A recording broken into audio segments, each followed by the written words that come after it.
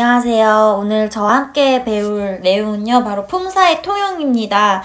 우리가 품사까지 배우고 나면 그 다음에 심화 과정으로 품사의 통용을 배웁니다. 그래서 여러분들이 알아놔야 될 게, 이 강의를 듣기 전에 내가 품사에 대해서 모른다.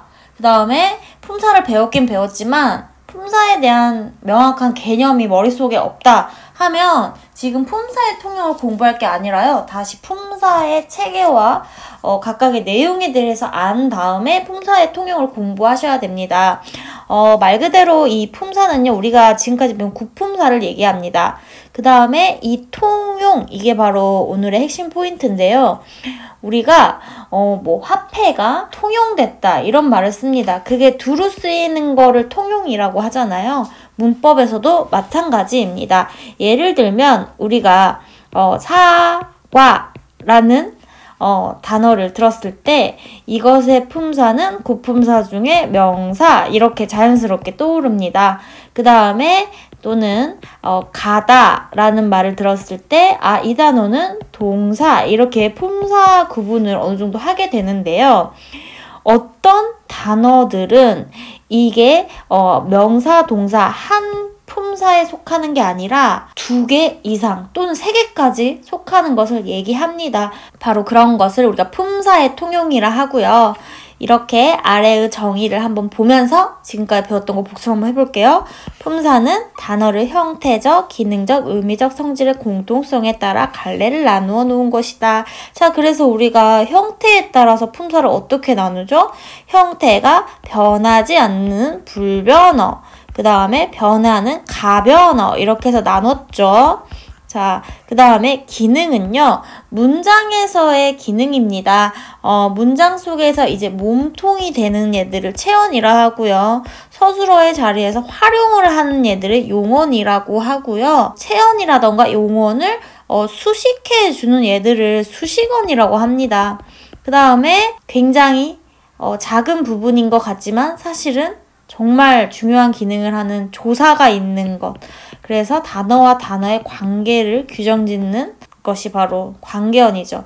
그 다음에 또는 어머나, 이런 독립적으로 쓸 수 있는 감탄사가 있는 독립언이 있습니다. 이러한 기준이 바로 이제 기능적인 기준에 의한 품사의 구분이고요.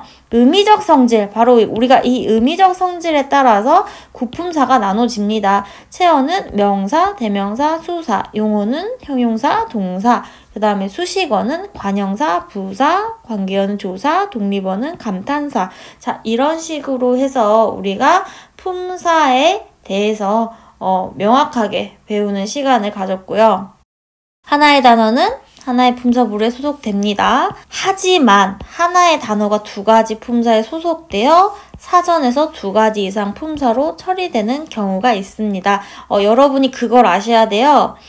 이 품사 체계 같은 것은 사실은 서양에서 들어온 어떤 이론적인 것입니다. 하지만 우리가 그 전에 이미 뭐가 있었어요? 말이 있었죠.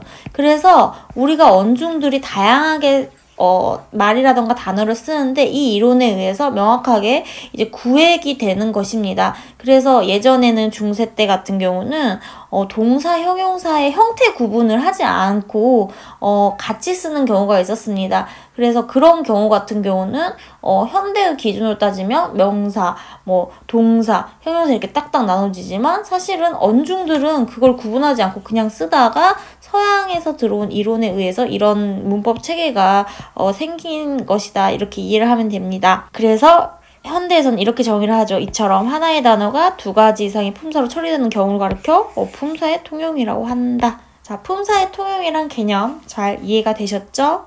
자, 그러면 이제 품사의 통용 본격적으로 예시를 들어보겠습니다. 이 예시를 들으면요, 여러분들이 진짜 쉽다. 왜? 이미 품사를 배웠기 때문에 이 부분을 이해하는 게 거의 어렵지가 않을 거라고 생각합니다. 자, 기역, 니은, 디귿, 리을, 미음 5개의 예문을 준비했고요.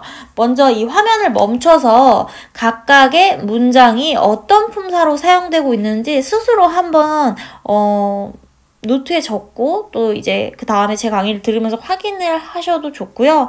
그냥 어떻게 구분을 하는지 저랑 같이 따라오셔도 좋습니다.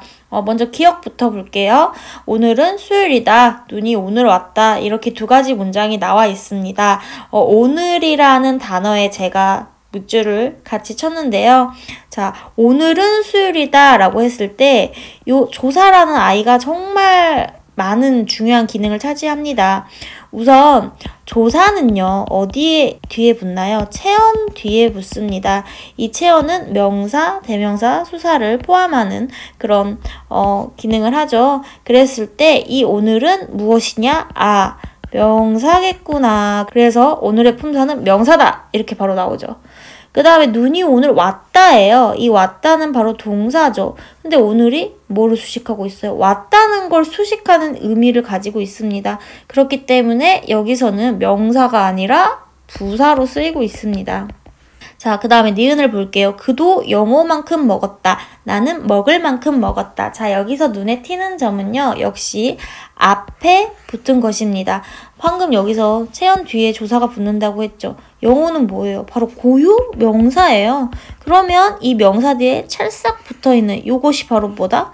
조사다. 아, 만큼은 영어라는 고유 명사에 찰싹 달라붙어 있으니까 조사에 해당하겠다.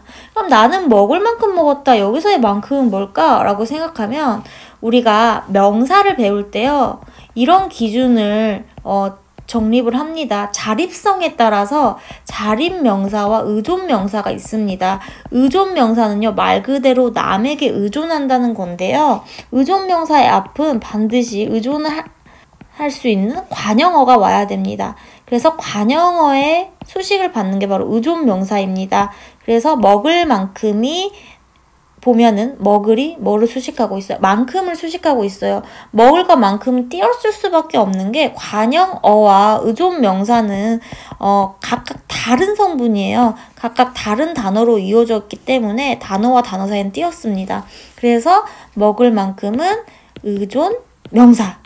의존명사도 명사죠. 그래서 조사와 명사로 니은에서 만큼이 통용되고 있구나 이렇게 생각하면 됩니다. 디귿 볼게요. 그는 빨리 학교에 갔다. 그 사람은 아직 집에 있다. 자, 여기서도 보면은 는이라는 조사가 그에 붙어 있죠. 자, 그랬을 때 그는 체언에 속하고 어떤 사람을 대신 말하는 대명사입니다. 그 다음에 그 사람은 여기도 띄어쓰기 되어 있잖아요. 그가 뭐를 꾸미고 있나요? 사람을 꾸미고 있죠. 그랬을 때 사람이라는 건 명사잖아요. 체언이잖아요. 체언을 수식하는 것은 바로 뭐예요? 관형사다. 이렇게 우리가 배웠습니다. 그래서 여기서는 인칭을 말하니까 인칭 관형사라고 얘기를 합니다. 이 관형사라는 부분도요. 굉장히 공부를 잘 해야 되는 게 여러 가지 종류가 있습니다.